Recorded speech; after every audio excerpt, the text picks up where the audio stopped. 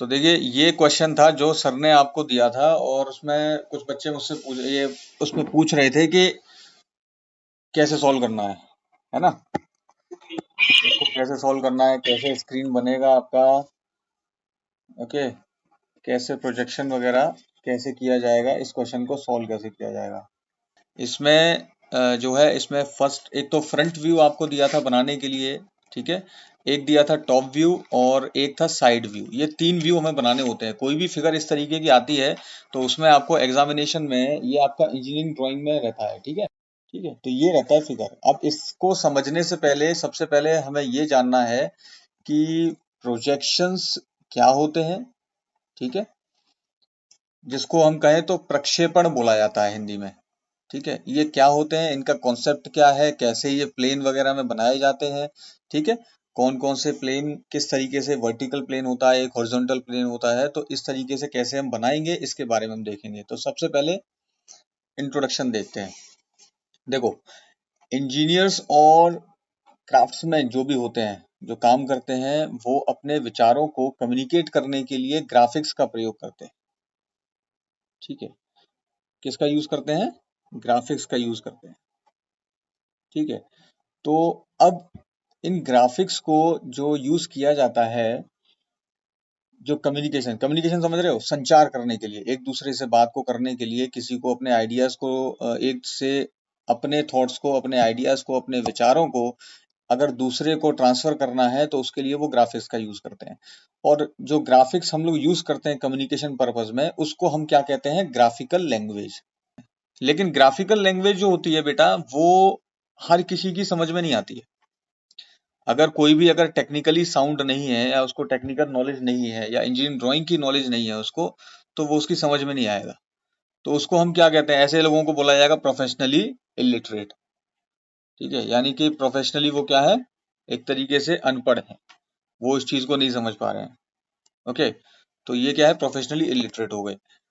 अब एक सेइंग होती है कि a picture is worth 1,000 word, ठीक है। A picture is worth 1,000 word. कहने का मतलब ये है कि जो भी कोई हमारे सामने फिगर दी होती है, देखिए जितना हम लोग अगर आपको ध्यान होगा, अगर आप सोचें इस चीज को, कि जब हम कभी भी पढ़ाई करते हैं या कोई भी चीज हम पढ़ रहे हैं, और अगर हम उसको फिगर के तौर पे देखें, अगर हम उसकी एक इमेज बना लें, कहने का मतलब ये होता है कि कोई भी, जैसे हम जो बात कर रहे थे, अगर हम किसी चीज को याद करते हैं, और अगर उसको याद, जैसे कोई सेंटेंस है, और उस सेंटेंस को अगर हम किसी इमेज के फॉर्म में देखें, ठीक है, कोई अगर इमेज के फॉर्म में अगर हम देखते हैं, कोई पिक्चर बनाते हैं उस चीज की, है ना, अगर उसकी कोई आकृति बना लें, तो हमें वो चीज ज्यादा समय तक याद रहती है ना, और उसको समझने में भी आसानी होती है। तो यही चीज बहुत ज्यादा महत्वपूर्ण होती है टेक्निकल वर्क में। अगर आप कोई भी टेक्निकल काम कर रहे हैं, कोई भी टेक्निकल चीजें आप करते हैं, तो उसमें क्या होता है कि आपकी जो इमेज फॉर्मेशन है, ठीक है, उसको आप किसी ग्राफिक्स के हिसाब से समझते हैं, तो वो ज्यादा आपको याद रहता है, ठीक है। और इंजीनियरिंग ड्राइंग जो है, ठीक है, इसमें क्या होता है, बहुत सारी इंफॉर्मेशंस को आप जो एक दूसरे को ट्रांसफर करते हैं, या कोई भी इंफॉर्मेशन को अगर आप दिखाते हैं, तो वो कैसे दिखाते हैं? आप शेप्स के तरीके से दिखाते हैं, अलग अलग शेप्स में, यानी कि आकृतियों में। अब देखिए इस फिगर को देखिए, इस फिगर को अगर आप देखेंगे, तो इसमें आप अगर आप किसी नॉर्मल आदमी को दिखाएंगे जो अनट्रेंड है ना, जिसको कि इंजीनियरिंग ड्राइंग की नॉलेज नहीं है, अगर आप उसको ये ड्राइंग दिखाते हैं, तो उसको ये ड्राइंग समझ में नहीं आएगी कि ये है क्या, है ना। एक सीधा स्क्वायर बना दिया, एक उसमें रेक्टेंगल बना दिए कई सारे, ठीक है, इस तरीके से बना के रख दिया उसके सामने, तो उसको नहीं समझ में आएगा कि ये क्या चीज है। लेकिन जो कोई ट्रेंड पर्सन है, अगर इसमें कोई ट्रेंड पर्सन है, ठीक है, वो इस चीज को समझ सकता है। एक तरफ तो ये इमेज हो गई, ठीक है, और वहीं पर अगर अगर ये वाला व्यू जो आपके सामने दिया हुआ है, पिक्टोरियल व्यू जिसको बोलेंगे, अगर इस टाइप का व्यू अगर किसी इंसान को दिखाया जाता है, या किसी भी प्रोफेशनल आदमी को दिखाया जाएगा, या फिर किसी लेमन को दिखा दो आप, जिसको किसी चीज की कोई समझ नहीं है, अगर आप उसको भी ये फिगर दिखाते हैं, तो वो समझ जाएगा कि हाँ ये क्या बना हुआ है। उसको समझ में आ रहा है कि हाँ ये कोई पिक्चर बनी हुई है ना, एक मतलब बॉक्स टाइप का बना है, तो उसको समझ में आ रहा है। लेकिन क्या हो रहा है कि इस पिछले वाली फिगर जो हम बात कर रहे थे, इसमें नहीं समझ में आएगा कि ये है क्या चीज, है ना। तो उसके लिए क्या होता है, ये तो हो गया आपका पिक्टोरियल व्यू। तो बेटा देखो, इसमें जो पहली वाली फिगर है हमारी, एग्जैक्टली अगर कहा जाए तो जो पहला फिगर है वो हमारा मल्टी व्यू ड्राइंग बोलते हैं जिसको। अलग अलग व्यूज हमने दिए हुए हैं इस फिगर के, ये आप पिक्टोरियल व्यू देख रहे हैं, इसी के हमको अलग अलग व्यूज दिए हुए हैं, ठीक है। जिसमें टॉप व्यू दिया है, एक फ्रंट व्यू दिया है और एक साइड व्यू दिया हुआ है। इस ड्राइंग को हम कहते हैं ऑर्थोग्राफिक ड्राइंग, जिसमें कि डिफरेंट डिफरेंट व्यूज होते हैं, मल्टी व्यू ड्राइंग बनी होती है, ठीक है। और मल्टी व्यू ड्राइंग जो होती है इसी को हम बोलेंगे ऑर्थोग्राफिक व्यू, और इसी को कहते हैं ऑर्थोग्राफिक प्रोजेक्शन, जो पहली फिगर आपके सामने दिख रही है आपको, ठीक है। ये सबसे ज्यादा प्रेफर्ड मेथड है, सबसे ज्यादा यूज होने वाला तरीका है, ठीक है, जिससे कि हम अ, किसी भी फिगर की एग्जैक्ट जो शेप होती है उसको हम इसी तरीके से दर्शाते हैं, ओके। अब जबकि दूसरी फिगर जो है वो है पिक्टोरियल व्यू, ठीक है। पिक्टोरियल व्यू को हमें समझने में तो आसानी होती है, हमें देखने में आसानी होती है, इसकी हम शेप को समझ सकते हैं कि ये क्या चीज है, लेकिन ये बहुत डिस्टॉर्टेड होती है। डिस्टॉर्टेड मतलब कैसे होती है, जैसे आप देखिए, डिस्टॉर्टेड कहने का मतलब ये है कि आप उसकी एग्जैक्ट एंगल को नहीं पता कर सकते। जैसे मान लीजिए मेरे सामने, ये आपके सामने जो फिगर दिख रहा है आपको, आप इस फिगर में देखिए, ये एक क्यूब बना हुआ है ना। ये एक क्यूब है, और इस क्यूब का आप जानते हैं, क्यूब का हर एक एंगल कितना होता है, 90 डिग्री होता है, ठीक है। अब इस आप अगर इस फिगर में देखेंगे, तो जितने भी आपको ए से मार्क किए हुए हैं ये आपको दिख रहे हैं ऑब्ट्यूज एंगल, मतलब कि जिनका के एंगल जो है, कोण जो है वो 90 डिग्री से बड़ा होता है, 90 से बड़ा होता है, उसको हम ऑब्ट्यूज कहते हैं। और कोई भी कोण एंगल जो है वो अगर 90 से कम होता है उसको हम एक्यूट एंगल कहते हैं, ठीक है बेटा।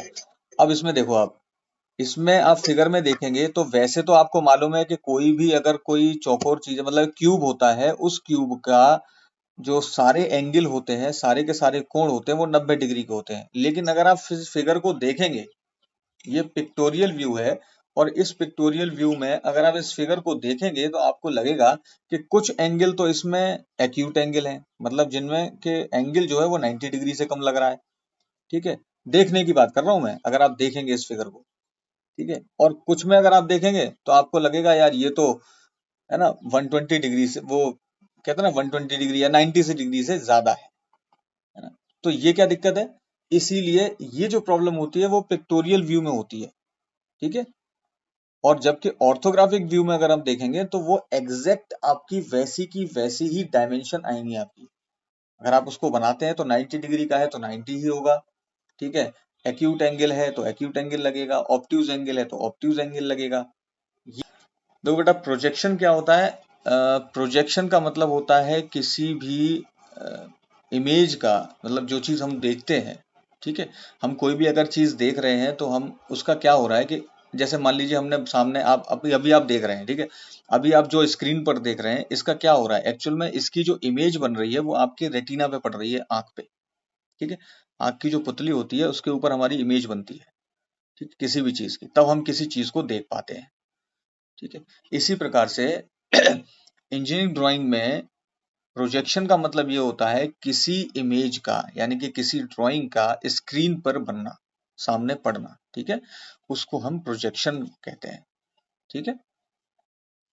और इसी प्रकार क्या होता है कि इमेज जो है वो आप देखेंगे कि एक तो होता है कि आप डायरेक्टली देखते हैं कि अपने रेटिना पे जो पड़ रही है, दूसरी हम इंजीनियरिंग ड्राइंग की जिसमें बात कर रहे हैं, तो उसमें क्या हो रहा है, इमेज जो है वो किसी स्क्रीन के ऊपर पड़ती है, ठीक है। किसी स्क्रीन पे आप देखेंगे तो कोई इमेज है, उसका प्रोजेक्शन डाला जाता है प्लेन पर, ठीक है। तो वो क्या होता है, प्रोजेक्शन है। और उसी प्रकार क्या होता है कि जो हमारी जो इमेज है वो जो हमारा प्लेन होता है वो बीच में भी आ सकता है। मान लीजिए ऑब्जेक्ट हमारा दूसरी तरफ है, जो चीज हम देख रहे हैं वो दूसरी तरफ है, ठीक है। जैसे आपने देखा होगा पारदर्शी शीशा होता है, ठीक है। एक शीशा हो रहा है जिसमें आप खुद को देख रहे हैं, मिरर है, ठीक है। एक है जिसमें कि कोई लेंस है, जैसे कि, तो हम उसमें क्या कर रहे हैं, बीच में हमारा लेंस लगा हुआ है, तो हमारा प्लेन क्या है, प्लेन बीच में लगा हुआ है, और ऑब्जेक्ट हमारा क्या है, वो उसके दूसरी साइड में है, तो वो भी हम देख पाते हैं, ठीक है, तो उसमें क्या हो रहा है, उसमें इमेज उस ट्रांसपेरेंट प्लेन पे बन रही है। ठीक है, जैसे मैं अभी आपको दिखाता हूँ, आप इसमें देखिए, इस फिगर में आप देखेंगे तो इसमें आपका जो पॉइंट ऑफ विजन है, पहली फिगर ऊपर वाली आप देखेंगे, सबसे ऊपर जो है कॉर्नर पे, इसमें आप देखेंगे कि प्लेन हमारा सामने पड़ा हुआ है, बीच वाले में ऑब्जेक्ट है, बीच में ऑब्जेक्ट है, और आप अगर देख रहे हैं तो ऑब्जेक्ट की जो आपकी इमेज है वो सामने प्लेन पे पड़ रही है। ठीक है, तो प्रोजेक्शन क्या है, आपका सामने पड़ रहा है। ठीक है, उसी प्रकार दूसरे में अगर आप देखेंगे तो ऑब्जेक्ट आपका आगे है, बीच में ट्रांसपेरेंट प्लेन है, ट्रांसपेरेंट मतलब पारदर्शी प्लेन है, तो आपकी जो इमेज बन रही है वो अगर आप देखेंगे ऑब्जेक्ट से छोटी बन रही है।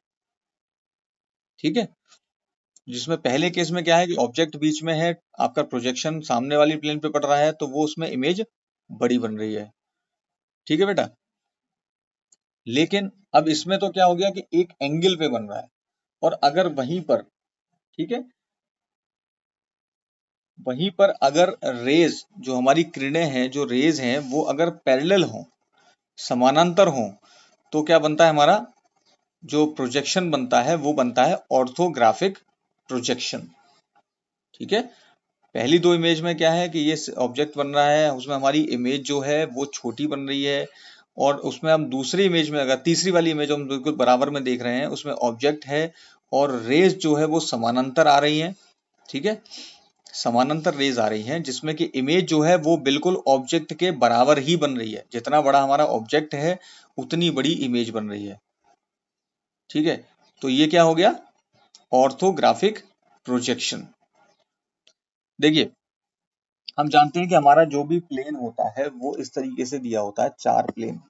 ठीक है, एक एक्स एक्सिस होती है और एक वाई एक्सिस होती है, ये हम सभी लोग जानते हैं। ठीक है, एक एक्स एक्सिस और एक वाई एक्सिस, और जो हमारा एक्स एक्सिस होता है, हॉरिजॉन्टल प्लेन कहते हैं उसको। ठीक है, एक्स एक्सिस को हम क्या कहते हैं, हॉरिजॉन्टल प्लेन। और जो सीधा 90 डिग्री में बना हुआ है, ऊपर आप इस फिगर में देख रहे हैं ना, ये वीपी जो बना हुआ है, ये नीचे तक, इसको क्या कहेंगे, वर्टिकल प्लेन। और नीचे जो एचपी है, that is the horizontal plane. तो जो भी कोई भी इमेज, हमारी जो इमेज बनती है वो अगर हमारी हॉरिजॉन्टल प्लेन पे बन रही है, ठीक है, अगर कोई भी इमेज हॉरिजॉन्टल प्लेन पे बनती है तो उसको हम क्या कहते हैं, टॉप व्यू। ठीक है, उसको कहते हैं टॉप व्यू और प्लान। ठीक है, और अगर कोई भी इमेज हमारी वर्टिकल प्लेन पे बन रही है तो उसको हम क्या कहेंगे, एलिवेशन। आपने अगर किसी बच्चे ने देखा होगा, देखो घर का हम जो प्लान बनाते हैं, घर का देखा है, किसी इंजीनियर के द्वारा हम लोग प्लान बनवाते हैं, तो प्लान क्या होता है, वो एक्चुअल में क्या होता है, वो किसी भी घर का, जब हम घर बनवाते हैं तो घर बनवाने से पहले जो प्लान बनाया जाता है उसको प्लान क्यों कहते हैं, उसको प्लान इसीलिए कहते हैं क्योंकि हम उसका क्या कर रहे हैं, पूरे घर का जब हम घर बनवाते हैं तो उसका हम क्या करवा रहे हैं, एक टॉप व्यू बनवा रहे हैं। ठीक है, उसका क्या करवा रहे हैं, टॉप व्यू करवा रहे हैं, तो इसलिए हम उसको क्या कहते हैं, प्लान। और अगर हम उसी का एक 3 डायमेंशनल व्यू ले लें, ठीक है, उसकी पूरी बिल्डिंग का नक्शा अगर हम तैयार करवाएं, और वो नक्शा खड़ा हो गया, अगर आप डायरेक्ट उसको देखेंगे, ठीक है, एक वर्टिकल प्लेन पे देखेंगे, तो उसको हम क्या कहेंगे, एलिवेशन। तो इसीलिए आपने देखा होगा इंजीनियर्स द्वारा क्या कहते हैं कि हमें एलिवेशन बनवाएंगे, भाई घर का एलिवेशन बनवाना है, और क्या होता है, एक घर का प्लान बनवाना है। तो प्लान क्या हो गया, प्लान हो गया टॉप व्यू, यानी कि हॉरिजॉन्टल प्लेन पे में अगर वर्टिकल प्लेन पे वो चीज बन रही है, ठीक है, तो वो हो गया एलिवेशन।